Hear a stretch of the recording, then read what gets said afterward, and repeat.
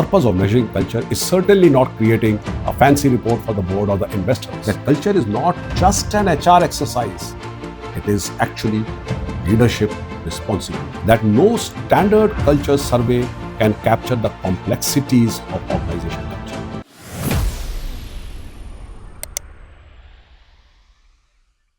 Hello everyone. In the last episode, we had explored an important idea that values alone don't build culture, leaders do.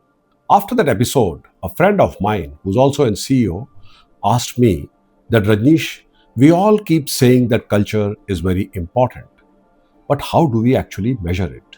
To me, that was a brilliant question. Can culture be really measured?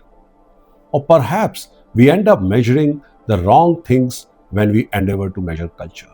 Because as I see it, before leaders even think of measuring culture, they need to understand and know what is to be measured and why.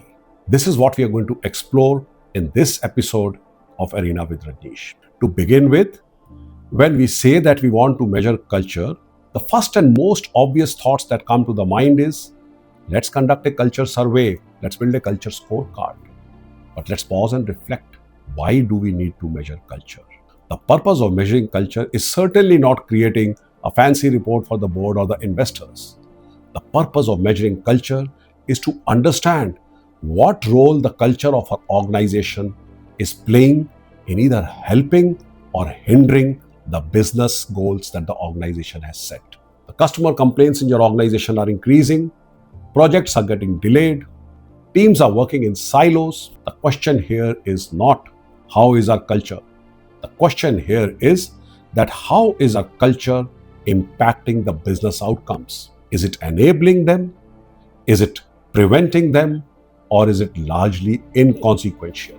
Because it is important to note that culture cannot be looked at in isolation. Culture should always be seen in the context of business. Moving on, when I work on various cultural initiatives with the leadership teams, I ask three simple questions. The first is, what business challenge are we trying to solve or understand? So we should not begin with the question, what culture survey should we plan? But rather we should begin with the question, what business realities are we trying to understand? Because once this is clear, other things flow out of it. The second question that I ask is, what behaviors are contributing to the business outcomes which we are concerned with? For example, let's say that we want to look at the culture of our organization from the lens of customer centricity. In that case, we will be observing behaviors like how does the organization respond to customer complaints, how are various stakeholders and departments in the organization geared up to handle customer issues, and so on.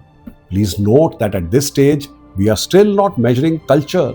We are only identifying behaviors that contribute to building the culture that we want. In the next stage, now we look at how can we consistently observe the behaviors that we have identified. At this stage, I would like to caution the leaders and ask them to exercise their judgment. While culture surveys have their own importance, we need to remember that no standard culture survey can capture the complexities of organization culture. Imagine an organization which is innovation driven, another organization which is manufacturing oriented with operational cost efficiencies etc. being their goal, and another organization which is integrating two diverse businesses that they have acquired. Each of them may end up receiving the same culture survey questionnaire, but the challenges that they are wanting to solve are completely different. Also, many times I have seen that when the leadership teams are not satisfied with the outcomes of culture survey, the root cause ends up in the understanding of leaders of the challenges and the questions they want to ask in the cultural survey. And we can therefore see that there are two important messages here. One, that there is no one standard culture survey format. You need to design your culture survey format for your organization. And number two, the quality of the outcome of culture survey is largely dependent on the understanding and the quality of questions the leaders ask through this survey. Now, let's look at two important facets of culture which impact any culture survey that we conduct. The first is that culture is not an individual phenomenon, it's a collective one. It is reflected on how teams collaborate with each other, how people in the organization work together, and so on. A culture survey gives us inputs on individual opinions, but culture is about interaction between people and teams. And therefore, leaders will do well to reflect on the trends and patterns emerging from the culture rather than just individual isolated opinions.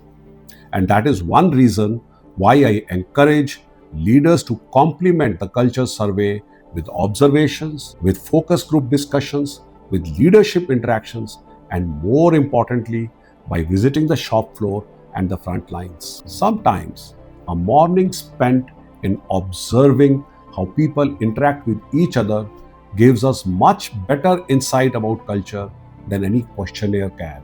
As Edgar Schein had said, culture is about shared learning in an organization. The shared assumptions in an organization cannot be measured directly. They can be inferred by observing behaviors, interactions, and business outcomes. The second important facet of culture that we need to keep in mind is that culture is not static. It reflects the business realities. It continuously keeps evolving as the business evolves. The customer requirements may change. The technology, AI, etc., can bring major changes in the way business operates, and the culture has to respond to it. And therefore, sometimes it is better to continuously observe culture and have dialogues with the team to see where we are moving. And lastly, I will like to tell about two important indicators that leaders should look at. The first are the behavioral indicators: how teams are collaborating with each other, how decisions are getting made, how difficult conversations take place, how bad news travels upwards. And in the business indicators, which is the second category of indicators, what are the indicators telling us? What are the safety trends? What are the quality trends? What are the production trends? And so on. As Daniel Dennison and John Cotter had said, that organizations consistently do well when the culture that they have is supporting the strategic direction of the organization. And therefore, we can say that culture is not just an HR exercise, it is actually leadership responsibility. So, let me leave you with one final thought. Next time you're planning to conduct a survey to understand your culture, don't begin by asking what questions should we include, but rather begin by asking what aspects of your organization's working do you really want to understand? Because once that is clear, the behaviors that impact it become clearer and the measures become more meaningful. And culture moves from being an abstract idea to something that leaders understand, they can discuss, and deliberately shape. In the upcoming episodes of Arena with Rajnish, we'll take this series forward and see how best strategies at times fail and what is the correlation between strategy and culture. Till then, bye bye, Jai Hind.